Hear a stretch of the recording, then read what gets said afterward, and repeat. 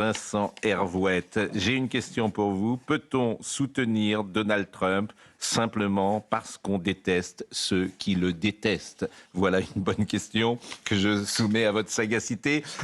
Question hier posée à Donald Trump. Jusqu'où irez-vous au Groenland? Écoutez sa réponse.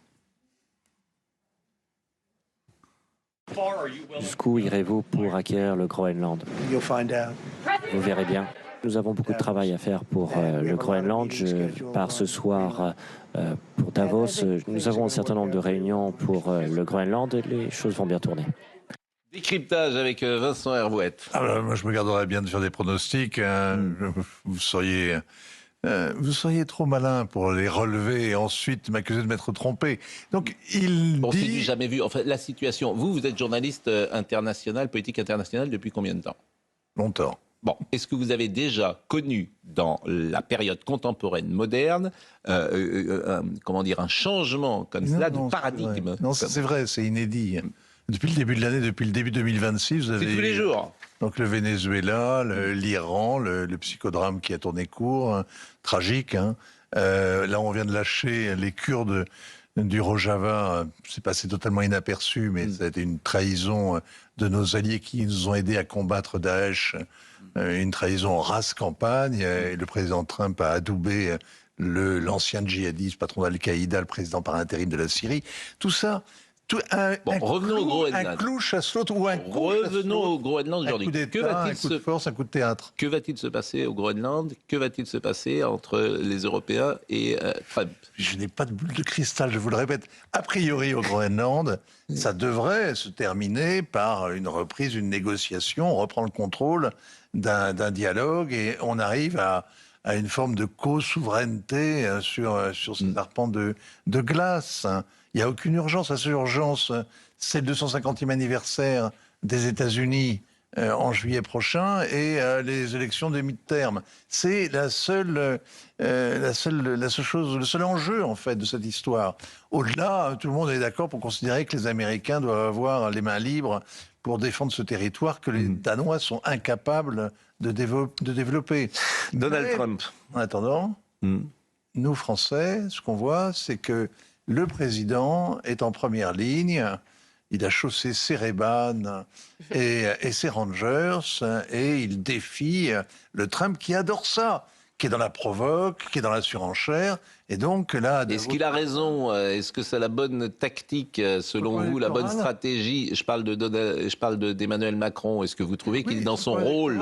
Sur le plan sans aucun doute, ça doit flatter quelque chose chez les Français qui supportent mal d'avoir cette grande gueule qui est de l'autre côté de l'Atlantique. Ah, ça, là, il y a question, justement, parce que les Français doivent avoir un sentiment ambivalent avec Trump.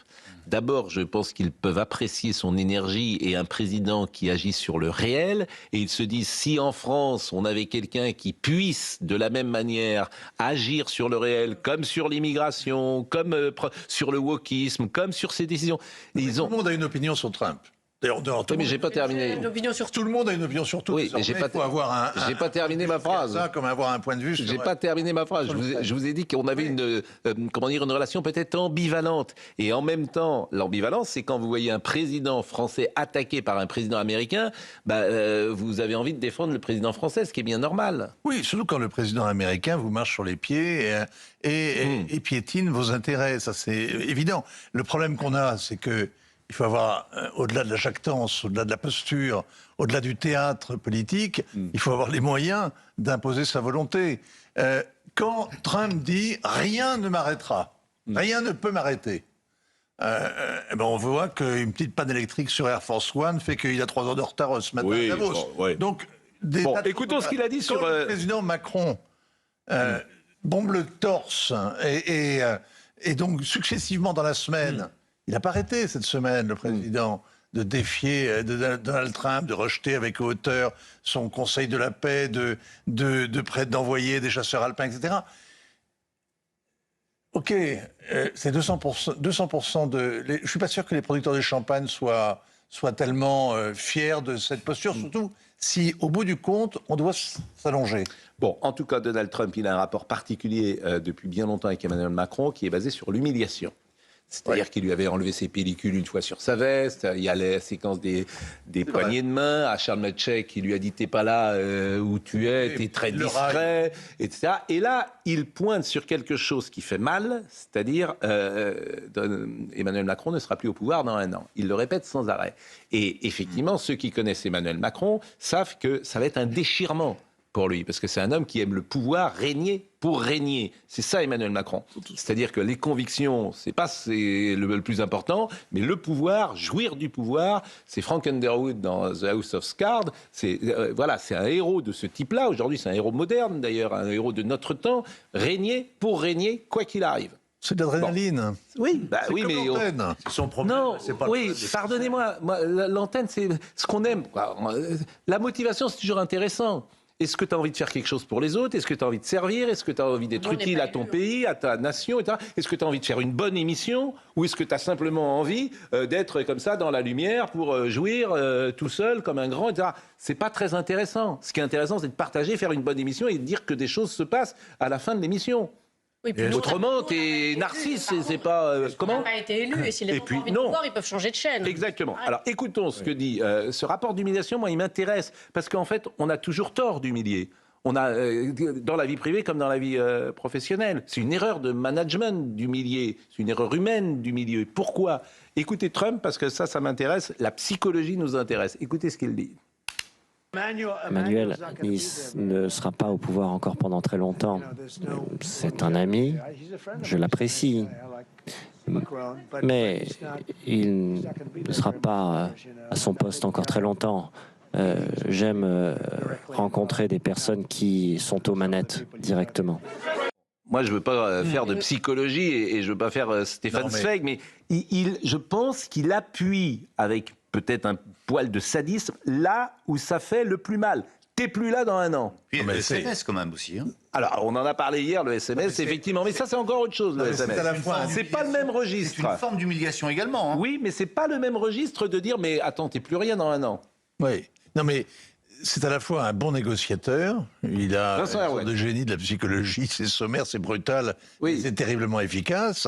Le fait d'épousseter, par exemple, les pellicules sur d'un geste négligent, c'était terrible, parce que qu'est-ce que vous voulez faire à ça, alors que vous êtes dans une protestation d'amitié, puis le gars vous fait ça, c'est redoutablement efficace.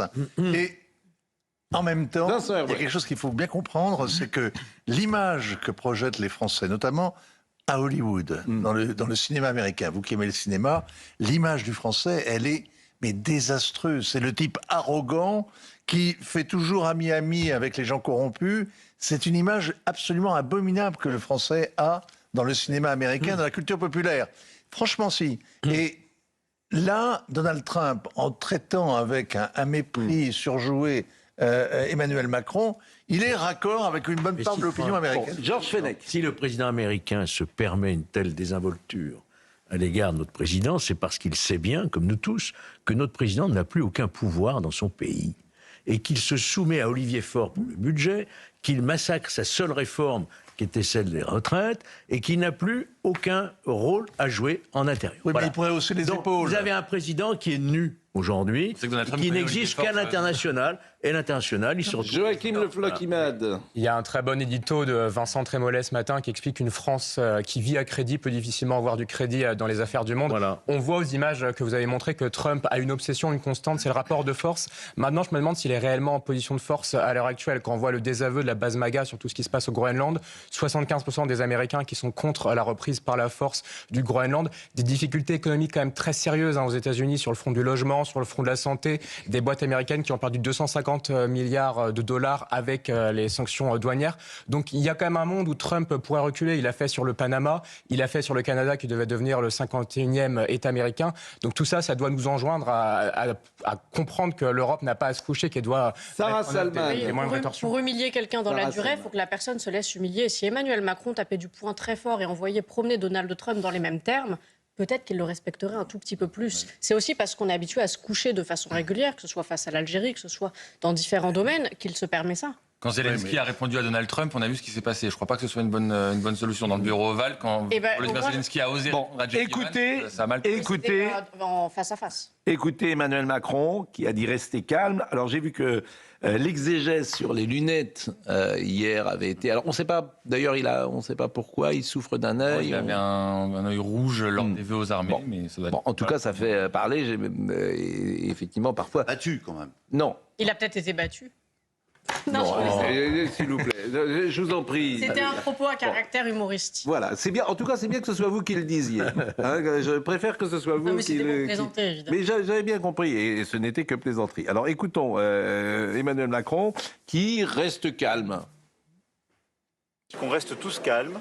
D'abord, on défend nos intérêts. En ce moment, on a eu une menace douanière qui existe sur nos producteurs laitiers en Chine.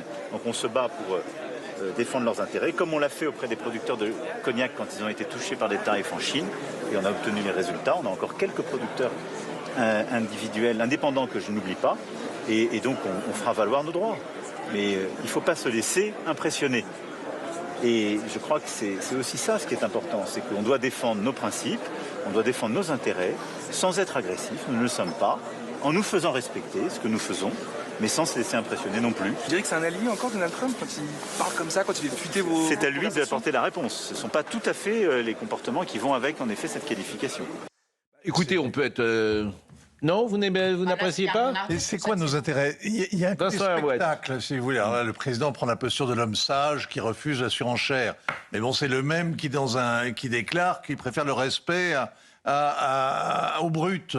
C'est le même qui menace de déclencher le bazooka économique, vous savez, les mesures de rétention européennes. C'est le même qui envoie 200 chasseurs alpins après en avoir envoyé une quinzaine.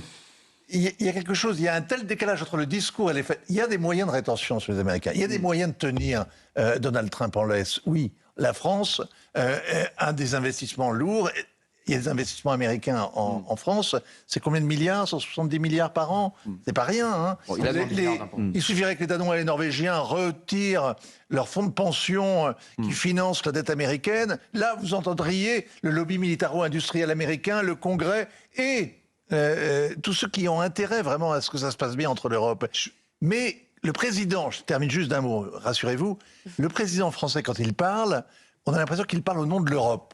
Et l'Europe, il aimerait ça, oui. Il n'a pas de division blindée, mais il a des divisions tout court à opposer aux Américains. Pas à opposer, au contraire, qui la rendent fragile face à Donald Trump. Alors, je voulais vous faire écouter Jordan Bardella, et Thomas Bonnet, c'est intéressant de décrypter, parce que Jordan Bardella dit la même chose que Emmanuel Macron. Je ne sais pas si c'est son intérêt. Vous dites si. Le public, l'électorat du Rassemblement national, et il peut entendre un président américain qui a écouté son peuple et qui fait, une fois qu'il est en fonction, les promesses, qui tient les promesses qu'il avait prises, ce qui n'est pas le cas toujours. Je vais mener mon enquête. Bon, alors on écoute Jordan Bardella. On écoute Jordan Bardella parce que cette position est intéressante. Il dit la même chose que Emmanuel Macron. L'accord commercial négocié l'été dernier par la présidente de la Commission européenne devrait être suspendu en retour si les menaces du président Trump venaient à être mis à exécution. L'Union européenne doit activer sans délai ses instruments anti-coercition et assumer des mesures ciblées sur les services et les exportations américaines à destination de l'Europe. Bon, par exemple, Reconquête n'est pas sur cette position. Oui. En effet. Le Rassemblement national est sur cette position. Les LR, je ne les ai pas entendus. Ouais, mais bon. J'ai mené mon enquête pour savoir justement qu'est-ce que pensaient les électeurs du RN. Vous savez, il y a des sondages internes à destination des partis. Ouais. Déjà, il faut savoir que pendant la campagne américaine, vous aviez une part non négligeable de sympathisants RN qui préféraient Kamala Harris à Donald Trump. Ça peut surprendre, hein. Je vous assure. Oui, c'est très surprenant. Mais c'est les informations qui m'ont été données par le cadre du parti. Et là, encore récemment, vous avez des enquêtes d'opinion qui montrent que les électeurs et les sympathisants du RN, un peu à l'image de l'ensemble des Français, rejettent globalement Donald Trump. Ça ne veut pas dire qu'ils rejettent ses idées. D'ailleurs, c'est tout le piège qui est devant le RN. C'est-à-dire qu'en effet, sur l'immigration, sur l'identité, sur le wokisme, sur la bataille contre le système établi, il peut y avoir des passerelles entre Donald Trump et le RN. Mais aujourd'hui, c'est trop dangereux pour le RN d'apparaître comme proche de Donald Trump. D'ailleurs, comprenez bien qu'on va leur faire le procès tous les jours. On va leur dire qu'ils sont les candidats de Donald Trump pour leur nuire. Ouais. Ça va être le procès qui va leur être instruit à partir Olivier de Lagarde, la campagne présidentielle. Olivier de Lagarde sur la revue de presse le matin, on peut vous écouter 2 fois. La couleur ce matin de la presse, est-ce qu'elle est homogène, ce qui n'est pas toujours fréquent, ou est-ce qu'il y a une exception? Il y a le directeur des Échos ce matin qui prend le parole pour dire en fait on s'y prend mal avec Donald Trump. Mais c'est vrai. Donc il faut négocier, voilà, il faut pas poser les choses. Mais sinon tous les autres disent ça y est, ça suffit quoi. Maintenant on a suffisamment voulu être négocié. Si la presse dit la même chose, elle se trompe généralement. Donc ça ce qui est très intéressant, je vais vous dire, c'est que le personnel politique, comme les spécialistes de l'international, finalement ont eu beaucoup de mal à comprendre comment fonctionnait Donald Trump. Il y a, pardon de le dire, Vincent, c'est pas vous que je vise. Et enfin, on avait trouvé la martingale. On s'est dit, en fait, Donald Trump, il fonctionne comme un chef d'entreprise, il lui faut des deals, en fait, voilà. Et puis, là, on s'aperçoit que sur l'histoire du Groenland, on ne sait plus. Si. Certains disent, tout ça va se terminer par un deal. D'autres disent, attendez, il est possible qu'on envoie la troupe, quoi. Vincent, je vous ai vu rebondir lorsque le directeur des Échos dit, on s'y prend mal avec Trump, et vous avez dit oui. Oui, donc ça m'intéresse. Je pense que Christophe Jacubizine a totalement raison. Ça va se terminer par un deal pour une raison très simple, c'est qu'il y a l'Ukraine. Alors, il faut savoir quelles sont vos priorités en politique étrangère. Vous cherchez à savoir quel est votre intérêt. Nous, paraît-il, ce qu'on nous explique depuis 3 ans, au risque d'y envoyer nos enfants, c'est de défendre la souveraineté ukrainienne. En tout cas, d'empêcher la capitulation, éviter la reddition des Ukrainiens devant les Russes. Si vous voulez tenir tête à Poutine en Ukraine, il va bien falloir que vous vous accordiez avec Donald Trump. Lui, il a une idée fixe, le Groenland. L'année dernière, c'était le prix Nobel. Cette année, c'est le Groenland. Eh bien, donc le Groenland contre l'Ukraine. On s'en fiche. D'accord. En fait, la réalité, donner le prix Nobel. Hein. Je peux dire la réalité profonde, c'est qu'on peut trouver un terrain d'entente avec Trump sur le Groenland. Il est fou, on est d'accord. Mais ce n'est pas la question. On a besoin de la puissance américaine. Bon. Thomas Bonnet. Un mot rapide sur la méthode, parce que, Olivier a parlé du SMS qui a été dévoilé par Donald Trump. Je pense qu'on déplore tous ces méthodes. Hier, il y avait un documentaire sur la guerre en Ukraine où Emmanuel Macron s'épanchait longuement sur les relations qu'il a avec Donald Trump. Il y avait notamment une séquence où on le voit appeler Donald Trump au saut du lit, et c'est filmé tout ça par une équipe de télévision. Sauf qu'il n'avertit jamais Donald Trump qu'il est filmé par la télévision. Et c'est Volodymyr Zelensky qui est obligé de dire au président Trump, attention, vous êtes filmé, il y a des journalistes dans la salle. Quand on dénonce les méthodes d'un côté, attention à être il avait fait pareil avec Poutine. Avec Poutine, il avait fait la même relation. Et ça, c'est vrai que cette image-là qu'on a montrée d'ailleurs est tout à fait étonnante, et que la réponse du SMS dévoilé de la conversation qu'on peut revoir d'ailleurs, ce SMS qui est complètement fou, même le ton, lorsque le président de la République dit « Mon ami, est-ce que tu peux passer par Paris après Davos, il faut qu'on se voit, etc. » Comment dire, la conduite du monde est faite avec des SMS qui nous paraissent tellement communs. Oui, mais c'est assez normal. Oui, sans doute, vous avez raison. C'est comme ça que les choses se font. Et donc la relation interpersonnelle, elle joue. Mais l'intérêt des États, qui leur est propre, qui sont égoïstes, il ne faut pas le confondre avec l'intérêt de l'Europe, éventuellement, et certainement pas avec l'intérêt des États-Unis. Donc vous défendez vos intérêts.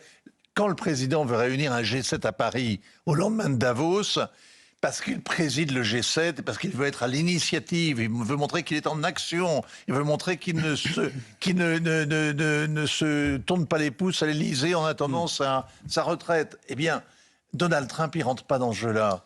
Il est dans le rapport de force, évidemment. Bon, on va marquer une pause. Je vais vous laisser parce que je sais que vous avez beaucoup de rendez-vous, mais je vous remercie parce que vous êtes venu ce matin et vous êtes, je le dis à chaque fois, essentiel pour que nous décryptions. Mais si, ce qui me permet d'être là. Mais ce qui me permet de vous souhaiter une bonne année également. Et c'est le 21 janvier aujourd'hui. Oui, c'est une date importante. Triste, c'est triste, c'est l'anniversaire de la mort de Louis XVI. C'est ce que je voulais dire. Ah, vous regrettez la mort de Louis XVI? Oui, un peuple régicide qui ne s'est jamais remis de cela. Bon, écoutez, ce matin, il devait y avoir de Lénine aussi. C'est là? C'est aussi l'anniversaire de la mort de Lénine. Oui, alors effectivement, c'est deux choses qui sont importantes. Mais la mort de Louis XVI, vous ne vous en êtes pas remis. 21 janvier. Alors, chaque 21 janvier, il y a une messe d'ailleurs, je ne sais pas, elle est généralement à Saint-Germain-l'Auxerrois. Oui, c'est la paroisse des rois de France, c'est à midi. Ah, et alors vous y serez? Non, il y a aussi une réunion à 10h30, mais qui est interdite par la préfecture de police, normalement, place de la Concorde, à l'endroit même. Bien sûr. Où le roi a été guillotiné, assassiné. C'est interdit. Pardon? C'est interdit par la préfecture de police. Oui, c'est pas autorisé. Donc il y a toujours quelques. Il y avait eu beaucoup de monde en 1989, hein, évidemment pour le 200e anniversaire. Il y avait même une guillotine qui était passée par là. Qui avait été incendiée. Bon, la guillotine, ça va être le temps d'antenne dans une seconde. Le JT News, Laurence Ferrari et toutes les équipes. Macron, un président à bout de souffle. C'est la une du JD News. Vous pouvez l'acheter ce matin dans les bons kiosques. 2,20 €. Vive la liberté d'expression. Avec un excellent édito, j'imagine, comme à chaque fois, de l'excellent Vincent Hervouette. Oh, encore. Mais bien sûr. La marche de l'empereur. Regardez, la marche. Tiens, je vais lire la marche de l'empereur. Écrivez-vous. Donald Trump omniprésent à Davos cette semaine, flanqué de la moitié de son gouvernement, etc., etc. Donc c'est à lire. Il faut toujours lire et écouter Vincent Hervouette. On revient dans une seconde et on va parler de la commission d'enquête sur le service public parce que ça nous passionne. À tout de suite.